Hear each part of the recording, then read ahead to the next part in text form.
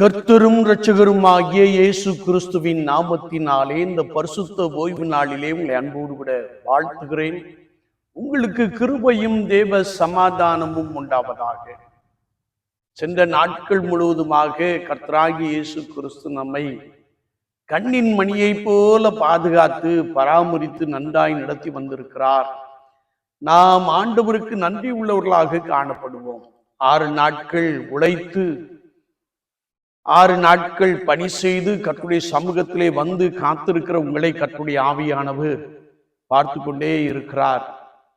ஆண்டவரே உமக்கு நன்றி என்று சொல்லி இந்த பரிசுத்த ஓய்வு நாளிலே என்னையும் என் கைகளின் பிரயாசங்களையும் என்னுடைய பணியையும் என்னுடைய வியாபார ஸ்தலத்தையும் என்னுடைய பிள்ளைகளையும் ஆசீர்வதியும் ஆண்டவரே என்று சொல்லி மிகுந்த வாஞ்சையோடு கர்த்தருடைய சமூகத்திலே காத்திருப்போம். கர்த்தர் உங்களை பலப்படுத்துவார். நன்மையினாலும் ஆசீர்வாதங்களினாலும் முடிசூட்டுவார். இந்த நாளிலும் கர்த்தருடைய ஆவியானவர் நமக்கு கொடுக்கிற வார்த்தை பரிசுத்த யோவான் எழுதின சுவிசேஷம் 14ஆம் அதிகாரம் 1ஆம் வசனத்தை நாம் வாசிக்கின்ற பொழுது, உங்கள் இருதயம் கலங்காதிருப்பதாக தேவனிடத்தில் விசுவாசமாயிருங்கள், என்னிடத்திலும் விசுவாசமாயிருங்கள் என்று கர்த்தராகிய இயேசு கிறிஸ்து சொன்ன ஒரு வார்த்தையை நாம் இங்கே வாசிக்க முடியும். வேதத்தை நாம் வாசிக்கின்ற பொழுது விசுவாசிக்கிறவர்களால் எல்லாம் கூடும், விசுவாசம் இல்லாமல் தேவனுக்கு பிரியமாய் இருப்பது கூடாத காரியம். அவரை தேடுகிறவர்களுக்கு அவர் பலன் அளிக்கிறார் என்று சொல்லி விசுவாசிக்க வேண்டும். நீ விசுவாசித்தால் தேவனுடைய மகிமையை காண்பாய். உன் விசுவாசம் உன்னை ரட்சித்தது என்ற வசனங்களை எல்லாம் நாம் நன்றாய் அறிந்திருக்கிறோம்.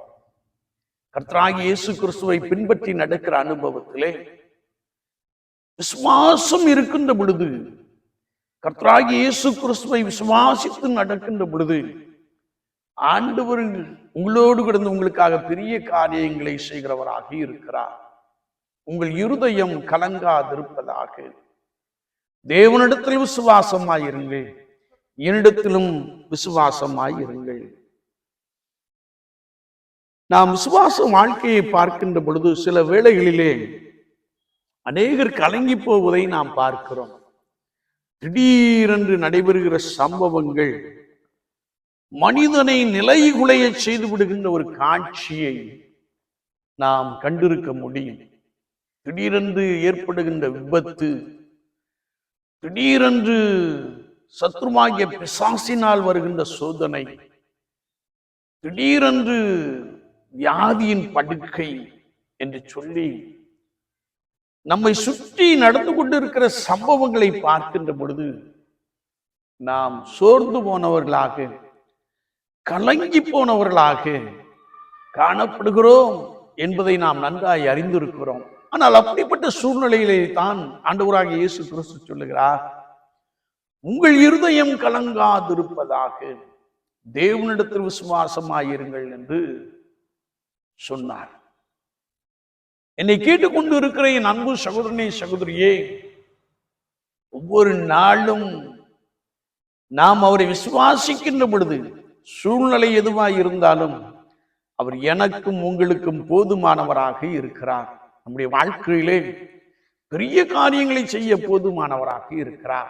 இதற்கு ஆதாரமாக உபாகமத்தின் புஸ்தகம் 31ஆம் அதிகாரம் 8ஆம் வசனத்தை நாம் வாசிக்கின்ற பொழுது, கர்த்தர் தாமே உனக்கு முன்பாக போகிறவர், அவர் உன்னோட இருப்பார், அவர் உன்னை விட்டு விலகுவதும் இல்லை கைவிடுவதும் இல்லை, நீ பயப்படவும் கலங்கவும் வேண்டாம் என்ற ஒரு வசனத்தை நாம் வாசிக்க முடியும். ஆண்டவராகிய தேவன் நம்முடைய முற்பிதாக்களுக்கு ஆபிரகாமுக்கும் ஈசாக்குக்கும் யாக்கோபுக்கும் கொடுப்பேன் என்று சொன்ன அந்த ஆணையை அவர் நிறைவேற்ற போதுமானவராக இருக்கிறார். வேதத்தை நாம் வாசிக்கின்ற பொழுது கானான் தேசத்திற்குள்ளே பிரவேசிக்கிற அந்த அனுபவத்திலே அவர்கள் கடந்து வந்த பாதையை நாம் பார்க்கின்ற பொழுது அநேக விசை கர்த்தராகிய ஆண்டவர் இஸ்ரவேல் ஜனங்களுக்கு உதவி செய்தார் என்பதை நாம் நன்றாய் அறிந்திருக்கிறோம். அப்படி அவர்கள் கானானுக்குள் பிரவேசிப்பதற்கு முன்பதாக அவர்கள் அநேக தடைகளை தாண்டி வந்தார்கள் என்பதை பரிசுத்த வேதாகமம் மிக தெளிவாக கற்றுக் கொடுக்கிறது. ஒருவேளை நாம் வேதத்தை வாசிக்கின்ற பொழுது அநேக வேளைகளிலே சத்துருக்கள் அவர்களுக்கு எதிராக காணப்பட்டார்கள். அப்படி சத்துருக்கள் அவர்களுக்கு எதிராக காணப்பட்ட பொழுதெல்லாம் கர்த்தருடைய ஆவியானவர் அவர்களோடு கூட ஜெயிக்கிற ஒரு பெரிய அனுபவத்தை கொடுத்தார் என்பதை நாம் பரிசுத்த வேதாகமத்திலே மிக ஆழமாக அறிந்து கொள்ள முடியும். வேதம் நமக்கு தெளிவாய் கற்றுக் கொடுக்கிறது. நீங்கள் பலங்கொண்டு திடமனதாயிருங்கள், அவர்களுக்கு பயப்படவும் திகைக்கவும் வேண்டாம். உன் தேவனாகிய கர்த்தர் நாமே உன்னோடே வருகிறார், அவர் உன்னை விட்டு விலகுவதும் இல்லை, உன்னை கைவிடுவதும் இல்லை என்று சொன்னான். என்னை கேட்டுக்கொண்டு இருக்கிற என் அன்பு சகோதரனே சகோதரியே, விசுவாச வாழ்க்கையிலே நமக்கு எதிராய் அநேக காரியங்கள் நடைபெற்றுக் கொண்டிருக்கலாம். குறிப்பாக நமக்கு கண்ணுக்கு தெரியாத சத்துரு உன்னோடு கூட போராடி கொண்டிருக்கலாம். அது மாத்திரமல்ல, நாம் வேதத்தை வாசிக்கின்ற பொழுது உனக்கு எதிராய் அநேகர் சூழ்ச்சிகள் செய்யலாம், உனக்கு எதிராய் அநேகர் எழும்பி வரலாம். ஆனால் இவைகள் எல்லாவற்றிலும் கர்த்தருடைய ஆவியானவர் சொல்லுகிற வார்த்தை என்னவென்றால், கர்த்தர் உனக்கு முன்னே போவார். கர்த்தர் உனக்கு முன்னே போய் கோணலானவைகளை செவ்வைப்படுத்துவார். அது மாத்திரமல்ல, அவர் உன்னோடே இருப்பார், உன்னோடே இருப்பார். சூழ்நிலை மிக மோசமாக காணப்படலாம், ஆனால் அதிலே கர்த்தராகிய இயேசு கிறிஸ்து என்னோடு கூட இருக்கிறார் என்று சொல்லி நீங்கள் விசுவாசிக்கின்ற பொழுது சூழ்நிலையை மேற்கொள்ளக்கூடிய, சத்துருவை முறியடிக்கக்கூடிய சத்துவத்தை கர்த்தருடைய ஆவியானவர் உண்டு பண்ண போதுமானவராக இருக்கிறார். உனக்கு விரோதமாய் உருவாக்கப்படும் எந்த ஆயுதமும் வாய்க்காதே போம் என்ற வசனத்தின்படியே உங்களுக்கு எதிராய் வீசுகின்ற காற்றுக்கள், உங்களுக்கு எதிராய் எழும்புகின்ற அந்நிய காரியங்கள் எல்லாவற்றையும் பரிசுத்த ஆண்டவர் முறியடிக்க வல்லமையுடையவராக காணப்படுகிறார். ஒருவேளை அவர் நம்மோடு கூட இருக்கின்ற பொழுது நாம் பாலும் தேனும் ஓடுகின்ற ஒரு தேசத்தின் அனுபவத்தை பெற்றுக்கொண்டவர்களாக இருக்கிறோம் என்பதை குறித்து முந்தின வசனத்திலே நாம் தெளிவாய் வாசிக்க முடியும். ஆபிரகாம், ஈசாக்கு, யாக்கோபு என்பவர்களுக்கு கொடுப்பேன் என்று சொன்ன அந்த ஆணை, அந்த தேசம், அதை சுதந்திரத்துக் கொள்ளும்படியாய் விசுவாச வாழ்க்கையிலே ஆண்டவர் நமக்கு உதவி செய்கிறார். கர்த்தருடைய ஆவியானவர் உன்னை பார்த்து சொல்லுகிறார், தடைகளை நீக்கி போடுகிற கர்த்தர் உனக்கு முன்னே போவார் என்ற வார்த்தையின்படியே விசுவாச வாழ்க்கையிலே காணப்படுகிற எல்லா தடைகளையும், எல்லா சோதனைகளையும், எல்லா சூழ்ச்சிகளையும் ஆண்டவர் முறியடிக்க வல்லமையுடையவராக அவர் உன்னோடு கூட இருக்கிறார் என்று நீ விசுவாசிக்கின்ற பொழுது கர்த்தர் மகிமையான காரியத்தை உன்னுடைய வாழ்க்கையிலே செய்ய போதுமானவராக இருக்கிறார். எனவேதான் யோசுவாவின் புஸ்தகம் 1 அதிகாரம் 9 வசனத்திலே நாம் வாசிக்கின்ற போது, நீ போகும் இடமெல்லாம் உன் தேவனாகிய கர்த்தர் உன்னோடே இருக்கிறார் என்ற ஒரு வசனத்தை நாம் வாசிக்க முடியும். என்னை கேட்டுக்கொண்டு இருக்கிற என் அன்பு சகோதரனே சகோதரியே, விசுவாச வாழ்க்கையிலே நீ கலங்கி கொண்டு இருக்கிறாயோ, நீ சோர்ந்து போனாயோ, உனக்கு எதிராய் சத்துரு எழும்பிக் கொண்டு இருக்கிறானோ, கவலைப்படாதே.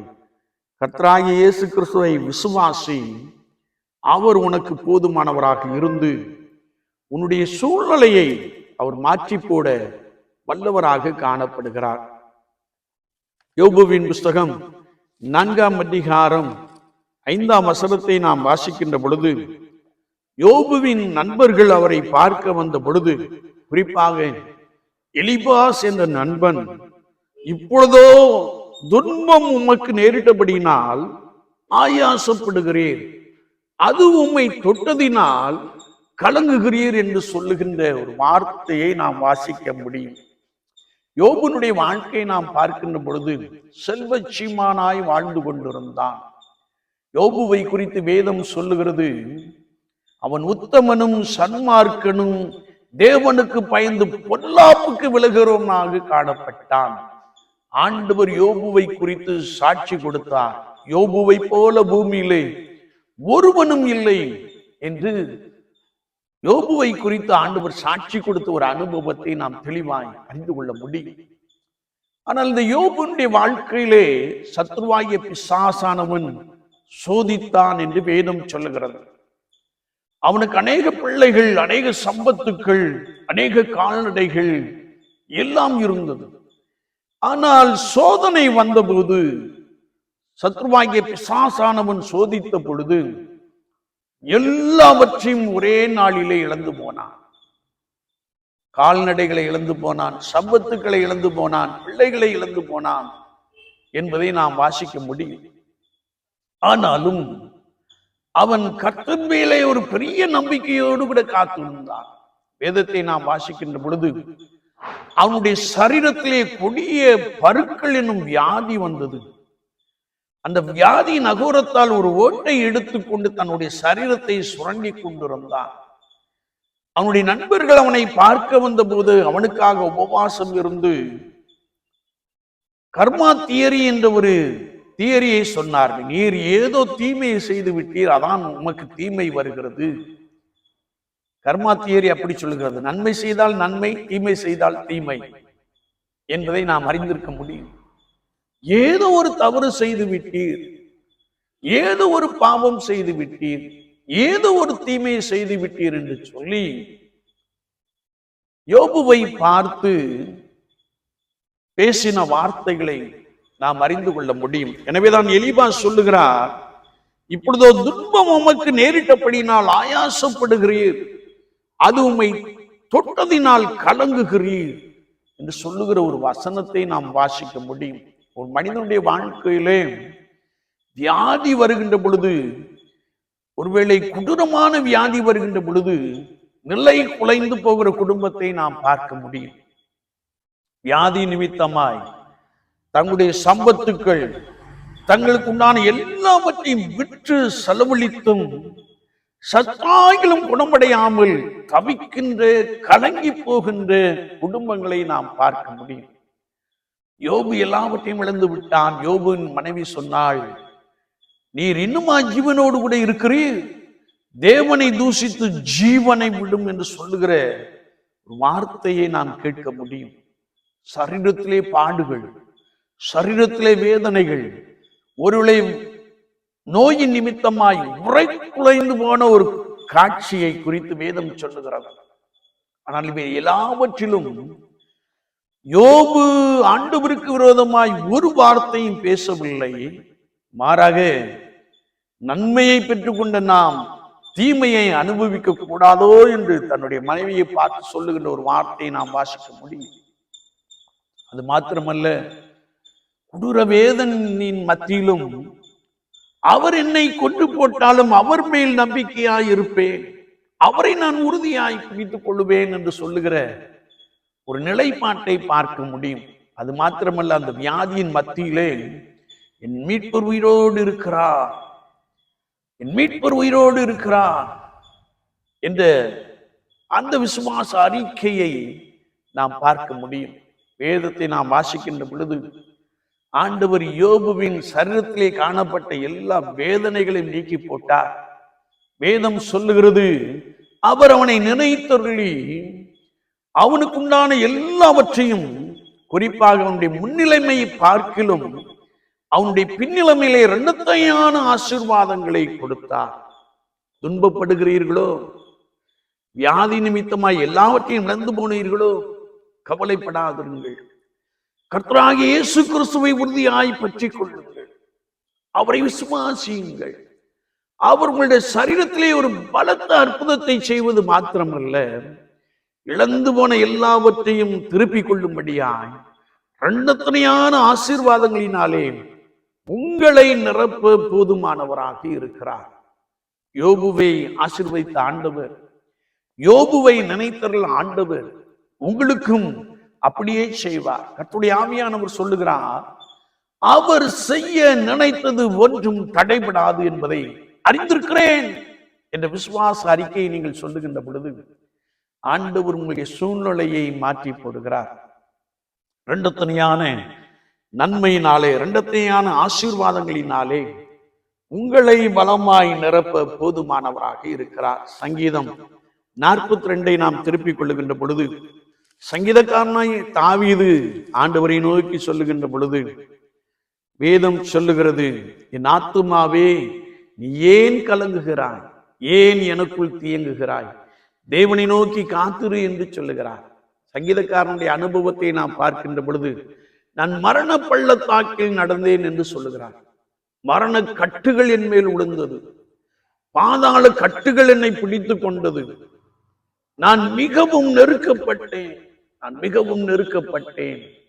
என்னுடைய சொந்த ஜனங்களால் நான் மிகவும் நெருக்கப்பட்டேன். ஒரு விஷயம், அவர்கள் என் மீது கல்லெறிய பார்த்தார்கள். ஆனால் இந்த நெருக்கத்தின் மத்தியில் எல்லாம் நான் கர்த்தராகிய ஆண்டவரை நோக்கி பார்த்தேன் என்று சொல்லுகிறார். வேதத்தை வாசிக்கின்ற பொழுது அவருடைய நெருக்கத்தின் நிமித்தமாய், பாடுகளின் நிமித்தமாய், வேதனையின் நிமித்தமாய், மன அழுத்தத்தின் நிமித்தமாய் ஆத்மாவோடு கூட பேசுகிறார். என் ஆத்மாவே ஏன் கலங்குகிறாய், ஏன் எனக்குள் தியங்குகிறாய், தேவனை நோக்கி காத்திரு என்று சொல்லுகின்ற ஒரு வார்த்தை நாம் வாசிக்க முடியும். கர்த்தருக்கு காத்திருப்போர் வெட்கப்பட்டு போவதில்லை. அவர்கள் அவரை நோக்கி பார்த்து பிரகாசம் அடைந்தார்கள், அவர்கள் முகங்கள் வெட்கப்படவில்லை என்று எழுதப்பட்டு இருக்கிறது. என்னை கேட்டுக்கொண்டிருக்கிற அன்பு சகோதரனே, சகோதரியே, நீ பணி செய்கின்ற இடத்திலே மிகவும் நெருக்கப்படுகிறாயோ, அல்லது உன்னை நிந்தையாய் பேசுகிறார்களோ, உன்னுடைய பிள்ளைகளை அவமானப்படுத்துகிறார்களோ, கவலைப்படாதிருங்கள். நீங்கள் கர்த்தராகிய இயேசு கிறிஸ்துவை நோக்கி பார்க்கின்ற பொழுது அவர் உங்கள் சூழ்நிலைகளை மாற்றி அமைக்க போதுமானவராக இருக்கிறார். உனக்கு எதிராய் வருகின்ற சத்துரு உன்னை விட்டு ஓடி போகும்படியான ஒரு பெரிய கிருபையை கொடுக்க போதுமானவராக இருக்கிறார். ஆனால் நான் ஆண்டவரை நோக்கி காத்திருக்க வேண்டும். நான் ஆண்டவரை நோக்கி காத்திருக்கின்ற பொழுது என் முகத்திற்கு ரட்சிப்புமானவர், நான் அவரை துதிக்கும்படியான ஒரு பெரிய அனுபவத்தை கொடுப்பார் என்று வார்த்தையிலே மிக தெளிவாக அறிந்து கொள்ள முடியும். எனக்கு அன்பான தெய்வ ஜனங்களே, விசுவாச வாழ்க்கையிலே நாம் கர்த்தராகிய இயேசு கிறிஸ்துவை உறுதியாய் பற்றி கொண்டிருக்கின்ற பொழுது ஆண்டவர் நமக்கு அதிகமாய் உதவி செய்ய வல்லவராக இருக்கிறார். மனிதர்கள் நம்மை கைவிட்டு விடுவார்கள், மருத்துவர்கள் நம்மை கைவிட்டு விடுவார்கள். ஆனால் கர்த்தராகிய ஆண்டவரோ ஒரு நாளும் நம்மை கைவிட மாட்டார் என்பதை குறித்து வசனம் மிக தெளிவாக கற்றுக் கொடுக்கிறது. எனவே நீங்கள் சோர்ந்து போக வேண்டாம். உங்கள் நெருக்கத்தின் மத்தியிலே நீங்கள் ஆண்டவரை நோக்கி பார்க்கின்ற பொழுது அவர் உங்களுடைய வாழ்க்கையிலே ஆராய்ந்து முடியாத பெரிய காரியத்தையும் எண்ணி முடியாத அதிசயங்களையும் செய்ய போதுமானவராக இருக்கிறார். எனவேதான் சங்கீதக்காரன் மிக அழகாக சொல்லுகிறார், என் ஆத்துமாவே நீ ஏன் கலங்குகிறாய், ஏன் எனக்குள் தியங்குகிறாய், தேவனை நோக்கி காத்திரு என்று சொல்லுகின்ற ஒரு வார்த்தையை நாம் வாசிக்க முடியும். கர்த்தருடைய வேலைக்காக நாம் காத்திருக்கின்ற பொழுது அவர் நம் மத்தியிலே பெரியவராக இருந்து நம்மை பலமாய் நடத்த போதுமானவராக இருக்கிறார். கடைசியாக நாம் நீதிமொழியின் புஸ்தகம் 23ஆம் அதிகாரத்தை திருப்பிக் கொள்ளுகின்ற பொழுது அங்கே கர்த்தருடைய வார்த்தை சொல்லுகிறது. நீதிமொழியின் புஸ்தகம் 23ஆம் அதிகாரம் 29ஆம் வார்த்தையிலே நாம் வாசிக்கின்ற பொழுது, ஐயோ யாருக்கு வேதனை, யாருக்கு துக்கம், யாருக்கு சண்டைகள், யாருக்கு புலம்பல், யாருக்கு காரணம் இல்லாத காயங்கள், யாருக்கு ரத்தம் கலங்கின கண்கள் என்று சொல்லிவிட்டு, ஒருவேளை குடிக்கிறவருடைய குடும்பத்திலே, மதுபானம் அருந்துடைய குடும்பத்திலே சண்டைகளும் சச்சரவுகளும், ஒருவேளை காரணமில்லாத காயங்களும் ஏற்படுவதை நாம் நன்றாய் அறிந்திருக்க முடியும். வேதத்தை நாம் வாசிக்கின்ற பொழுது, அவர்கள் கலப்புள்ள சாராயத்தை நாடுகிறவர்கள் மதுபானம் இரத்தவர்ணமாயிருந்து பாத்திரத்தில் பளபளப்பாய் தோன்றும், நீ அதை பாராதே, அது மெதுவாய் இறங்கும், முடிவிலே பாம்பை போல தூண்டும் என்று சொல்லி அவருடைய வார்த்தைகள் தாறுமாறானவைகள் என்று எழுதப்பட்டு இருக்கிறது. ஒரு குடும்பத்திலே குடும்ப தலைவன் குடிக்கின்ற பொழுது அந்த குடும்பம் கலங்கி போகிறதை நாம் பார்க்கிறோம். குடிப்பதினாலே சரீரம் கெட்டு போவதையும் நாம் கண்கூடாக பார்த்து கொண்டே இருக்கிறோம். ஏனென்றால் மதுபானத்தில் எழுதப்பட்டு இருக்கும் குடி குடியை கெடுக்கும் என்று சொல்லி, குடி குடியை மாத்திரமல்ல சரீரத்தை கெடுத்து விடுகிறதை நாம் பார்க்கிறோம். சிலர் கண்டினியூஸாய் குடிக்கிறவர்களை நாம் பார்க்க முடியும். குடல் எல்லாம் அரித்து போய் ஒருவேளை அவர்கள் வேதனைப்படுகின்ற சில நாட்களுக்குள்ளே மருத்துவமனையிலே கிடக்கின்ற காட்சியை எல்லாம் நாம் கண்டிருக்கிறோம். எனவே யாரு மதுபானம் அருந்துகிறார்களோ அவருடைய குடும்பத்திலே வேதனை, துக்கம், சண்டைகள், காரணமில்லாத காயங்கள் என்பதாக வசனம் மிக தெளிவாக கற்றுக் கொடுக்கிறது. குடிக்கிற மனிதனுடைய வாழ்க்கையிலே, குடும்பத்திலே வறுமைக்குள்ளாக கடந்து செல்லுகிற ஒரு அனுபவத்தை நாம் பார்க்கிறோம். பணம் இருக்கின்ற பொழுது, உழைக்கின்ற பொழுது குடிக்க ஆரம்பிக்கிறார்கள். எல்லாரும் அல்ல, சிலர் குடிக்கிறார்கள். நாளை உழைக்கக்கூடிய பலனை அற்று போகிறார்கள். வீட்டிலே ஏதாயிலும் இருக்கிறாய் என்று சொல்லி அதை எடுத்து விற்க முயல்கிறார்கள். கடைசியாக நாம் பார்க்கின்ற பொழுது அவருடைய சரீரம் கெட்டு போய் குடும்பத்திலே சமாதான குறைச்சல், குடும்பத்திலே போராட்டம், குடும்பத்திலே துக்கமான காரியங்கள் நடப்பதை, குடும்பம் கண்ணீரிலே கிடப்பதை நாம் நன்றாய் அறிந்திருக்கிறோம். என்னை கேட்டுக்கொண்டு இருக்கிற என் அன்பு சகோதரனே, சகோதரியே, இப்படிப்பட்ட சூழ்நிலையிலே நீ கலங்கி கொண்டு இருக்கலாம், பயந்து கொண்டு இருக்கலாம். ஐயோ, என்னுடைய பிள்ளைகளுடைய எதிர்கால வாழ்க்கை என்ன ஆகும் என்று சொல்லி நீ அழுது கொண்டு இருக்கலாம். ஆனால் நீ கர்த்தராகிய இயேசு கிறிஸ்துவை நோக்கி பார்க்கின்ற பொழுது, நீ கலக்கத்தின் மத்தியிலும், பாடுகளின் மத்தியிலும், துக்கத்தின் மத்தியிலும், துயரத்தின் மத்தியிலும் இயேசுவை நோக்கி விசுவாசத்தோடு கூட பார்க்கின்ற பொழுது அவர் உங்களுடைய குடும்பத்திலே ஒரு பெரிய ரட்சிப்பை உண்டு பண்ணுகிறார். அவர் உங்களுடைய குடும்பத்திலே ஒருவேளை உங்களுடைய கணவனை ரட்சிக்கிறவராக இருக்கிறார். ரட்சிப்பை பெற்றுக்கொண்டால் அந்த குடும்பம் சந்தோஷமாய் மகிழ்ச்சியாய் மாறிவிடுகிற ஒரு காட்சியை நாம் பார்க்க முடியும். ஊழியத்தின் பாதையிலே அநேக சகோதரர்கள் குடிவெறி ஆவியிலிருந்து, குடியின் பிடியிலிருந்து வெளியே வந்திருப்பதை, ரட்சிக்கப்பட்டிருப்பதை நான் நன்றாய் அறிந்து இருக்கிறேன். ஒருவேளை நாம் கூடி ஜெபிக்கின்ற பொழுது, குடும்பமாய் ஜெபிக்கின்ற பொழுது கர்த்தர் ஒரு பெரிய ரட்சிப்பை அவர்களுக்குள்ளே உண்டு பண்ணுகிறார். அந்த குடும்பம் விசுவாசத்தினாலே கட்டப்படுகிற ஒரு குடும்பமாய் மாறிவிடுகிறதை நாம் அன்றாட வாழ்க்கையிலே கண்கூடாக பார்த்து கொண்டே இருக்கிறோம்.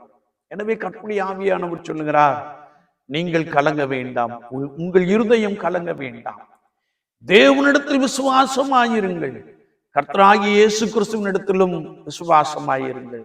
சத்துருவினாலே மிகவும் நெருக்கப்படுகிறீர்களோ, கடன் பிரச்சனையினாலே மிகவும் வேதனையோடு கூட காணப்படுகிறீர்களோ, ஐயோ நான் எல்லாவற்றையும் இழந்து விடுவேனோ என்று பயப்படுகிறீர்களோ, பயப்படாதிருங்கள். ஒருவேளை சரீரத்திலே காணப்படுகிற வேதனை நிமித்தமாய், வியாதி நிமித்தமாய் கலங்கி போய் இருக்கிறீர்களோ, நீங்கள் பயப்படாதிருங்கள். ஆண்டவரை நோக்கி பாருங்கள். உங்கள் இருதயம் கலங்க வேண்டாம், நீங்கள் பயப்பட வேண்டாம். நீங்கள் கர்த்தராகிய இயேசு கிறிஸ்துவை நோக்கி பார்க்கின்ற பொழுது, அவரை விசுவாசிக்கின்ற பொழுது, ஆண்டவர் உங்கள் குடும்பத்திலே பெரிய நன்மையை கொடுக்க போதுமானவராக இருக்கிறார். இயேசு கிறிஸ்து உங்கள் குடும்ப வாழ்க்கையிலே பெரிய அற்புதத்தை செய்ய போதுமானவராக இருக்கிறார். ஒருவேளை இந்த ஆராதனையிலே, ஆண்டவரே என்னுடைய சூழ்நிலையை நீர் நன்றாய் அறிந்திருக்கிறீர், நான் பணி செய்கின்ற இடத்திலே எனக்குண்டான நெருக்கத்தை நீர் பார்க்கிறீர். ஆண்டவரே, ஊழியத்தின் பாதையிலே நாங்கள் துன்பப்படுத்தப்படுவதையும் நெருக்கப்படுவதையும் நீர் காண்கிறீர் ஆண்டவரே. ஒருவேளை என்னுடைய குடும்பத்திலே சமாதானம் இல்லாமல் இருக்கிறது, என்னுடைய குடும்பத்திலே ஒரு சந்தோஷம் இல்லை, ஒரு மகிழ்ச்சி இல்லை என்று சொல்லி நீ எண்ணிக்கொண்டு இருக்கலாம். இந்த வேளையிலே பரிசுத்த பந்திக்கு வருவதற்கு முன்பதாக ஆண்டவரே, என்னை உம்முடைய கரத்திலே அர்ப்பணிக்கிறேன். உம்மை நான் விசுவாசிக்கிறேன், உம்மை நான் நம்புகிறேன். நீர் ஆராய்ந்து முடியாத பெரிய காரியங்களை செய்கிறவர் என்று விசுவாசிக்கிறேன். ஆண்டவரே, நான் விசுவாசத்தினாலே அதிசயங்களையும் அற்புதங்களையும் சுதந்திரத்துக் கொள்ள எனக்கு கிருபை தாரும் என்று சொல்லி கர்த்தருடைய சமூகத்திலே நம்மை அர்ப்பணித்துக் கொள்வோம். ஆண்டவர் நமக்கு உதவி செய்ய வல்லவராக இருக்கிறார். உங்கள் இருதயம் கலங்காதிருப்பதாக. தேவனிடத்தில் விசுவாசமாயிருங்கள், கர்த்தரிடத்திலும் விசுவாசமாயிருங்கள், என்னிடத்திலும் விசுவாசமாயிருங்கள் என்று சொல்லுகிறார். கர்த்தராகிய இயேசு கிறிஸ்துவின் இடத்திலே நீங்கள் விசுவாசமாய் இருக்கின்ற பொழுது அவர் உங்கள் நடுவிலே அற்புதராக இருக்கிறார். அவர் உங்களுடைய துன்பம், துயரம், இடுக்கண்கள், சஞ்சலங்கள் எல்லாவற்றையும் நீக்கி போட்டு நித்திய மகிழ்ச்சியை உங்கள் தலையின் மேல் வைக்க போதுமானவராக இருக்கிறார். நம் கர்த்தராகிய இயேசு கிறிஸ்துவையே நோக்கி பார்ப்போம், அவரையே விசுவாசிப்போம். ஆண்டவர் நமக்குள்ளே பெரிய காரியங்களை செய்வாராக. நாம் ஜெபிப்போம். நேசிக்கிற நல்ல ஆண்டவரே, ஆராதனை வேளைக்காய் ஸ்தோத்திரம். வார்த்தைகளை கேட்டவர்களுக்காய் ஸ்தோத்திரம். பலப்படுத்தும். எதிரிகளால் உண்டான நெருக்கங்கள் எல்லாம் இயேசுவின் நாமத்தினாலே மாறி போகட்டும். கர்த்தரினோடு கூட இருக்கிறார், கர்த்தர் எனக்கு முன் போகிறவர் என்று சொல்லி விசுவாசித்து சூழ்நிலையை ஆண்டவரே ஒரு ஜெயமாய் மாற்றிக்கொள்ள பரிசுத்த ஆவியானவர் உதவி செய்வீராக. சரீரத்திலே பாடுபடுகிறவர்களுக்காக, ஆண்டவரே வியாதியினாலே நிலைகுலைந்து போன குடும்பத்தார்களுக்காக உம்மை நோக்கி மன்றாடி ஜெபிக்கிறோம். வியாதி உன்னை விட்டு விலக்குவேன் என்று சொன்னீரேன், வாதை உன் கூடாரத்தை அணுகாதும் என்னும் சொல்லி இருக்கிறீர். என்னுடைய வசனத்தை ஒரு விஷயம் நீர் நினைத்து அற்புதங்களை செய்யும்படியாய், அதற்காக அருமையான வீட்டார்கள் உம்மை விசுவாசித்து அற்புதங்களை சுதந்திரத்துக் கொள்ள ஆண்டவர் உதவி செய்யும்படியாய் நாங்கள் வேண்டு நிற்கிறோம். உலக வாழ்க்கையிலே பணி செய்கின்ற இடம், ஆண்டவரே வேலை செய்கின்ற இடம், ஆண்டவரே இன்னும் பலவிதமான நெருக்கங்கள், ஒருவேளை மரண பள்ளத்தாக்குகள் என்று சொல்லி அநேக காரியங்களை கடந்து வருகிற ஜனங்கள் உண்டையா. அவர்கள் உண்மை விசுவாசித்து ஆண்டவரே அற்புதங்களை சுதந்திரத்துக் கொள்ள, மரண பள்ளத்தாக்கிலிருந்து வெளியே வர பரிசுத்த ஆவியானவர் உதவி செய்யும்படியாய் நாங்கள் வேண்டு நிற்கிறோம். கர்த்தருடைய கிருபை ஒவ்வொருவர் மீதும் பலமாய் காணப்படட்டும். விசுவாசிக்கிறவன் பதறான் என்ற வசனத்தின்படியே விசுவாசத்தினாலே எல்லாவற்றையும், எல்லா நன்மைகளையும், அற்புதங்களையும், அதிசயங்களையும் சுதந்திரத்துக் கொள்ள கர்த்தர் உதவி செய்வீராக. அது மாத்திரமல்ல, இந்த உலக வாழ்க்கையிலே உண்டான நன்மையினாலே நிரப்பும். ஆண்டவரே, இரண்டாம் வருகையிலே இந்த பரம கானானுக்குள்ளே செல்லுகிற அந்த அனுபவம், அதற்காக இந்த பூலோக வாழ்க்கையிலே நாங்கள் உம்மோடு கூட இருக்கிற அனுபவத்தால் நிரப்பப்பட ஒவ்வொருவருக்கும் உதவி செய்வீராக. கர்த்தருடைய நாமம் பலத்து துருகமும் கேடகமும் பாதுகாப்புமாய் இருக்கட்டும். கர்த்தருடைய வல்லமை ஜனங்களுக்குள்ளே வெளிப்படட்டும். யாரெல்லாம் துக்கம் மாற வேண்டும் என்று ஜெபிக்கிறார்களோ அவர்களுக்குள்ளே சந்தோஷத்தையும் மகிழ்ச்சியையும் தார். ஒவ்வொருவரையும் கரத்திலே அர்ப்பணிக்கிறோம். தொடர்ந்து வழி நடத்தும். இயேசு கிறிஸ்துவின் நாமத்தில் ஜெபம் கேளும் பரிசுத்த பிதாவே. ஆமென், ஆமென்.